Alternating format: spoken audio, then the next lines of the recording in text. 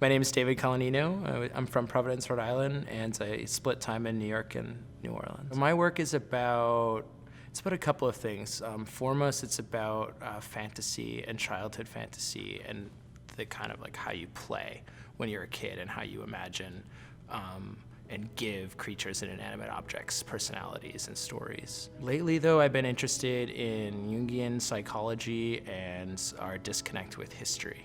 So how people have these ideas about what history is that couldn't be further from the truth, and how the subconscious works on the brain, especially coming through dreams and symbols. Paint mostly, and I do a lot of installation sculpture stuff, but I kind of like the whole installation to work in chorus, so the paintings inform the sculpture and vice versa. Yeah, the portraits are these kind of childlike sketches of famous people that kind of just like come into my brain using like the subconscious. So I'm just like free form, just write down 10 names and then paint them. But mostly it's just about this like fake classroom setting where you have like the presidents of the United States up above the chalkboard. And so I'm trying to put in like a series of figures, but mixing like Audrey Horne from Twin Peaks with, I don't know, Hegel. I think what's interesting is when people see it, they're allowed to bring whatever they want. So,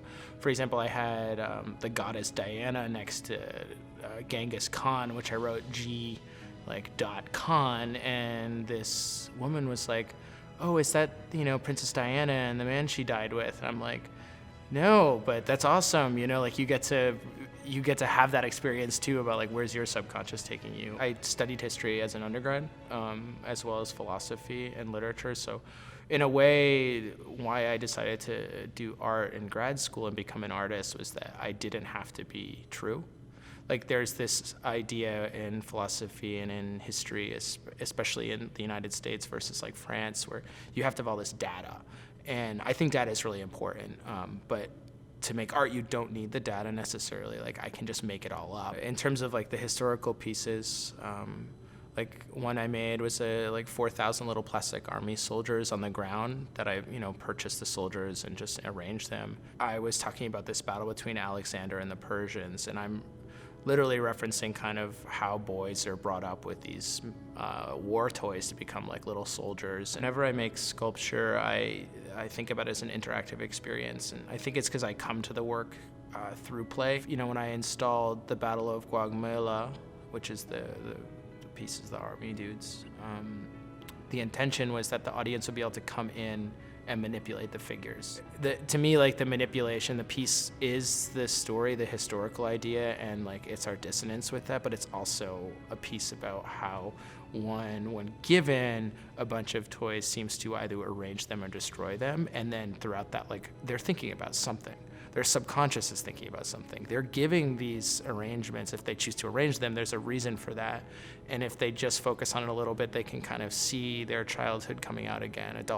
Children immediately like go and they start arranging them. Adults like to destroy them though, which I think is really interesting. They just want to walk around and kick them over, versus like, every time I have this installation up, like little boys just come in and all they want to do is play with them. They're not trying to destroy everything. They're rearranging them and talking to each other and making sounds. And, they pick them up in the air and they're like, and it's like, to me, I have like all of these recollections of doing that. And then also kind of referencing how lots of like the suburban armchair general, like I have a lot of uncles that are like, who's your favorite general, David? And I'm like, I don't know, and then their son's like Alexander, and the other one's like, no, Genghis Khan. I'm like, as an adult, I recognize both of these figures as mass murderers, and I'm interested in like, how do they relate to Hitler? Like, how long before Hitler isn't the kind of stereotypical evil person?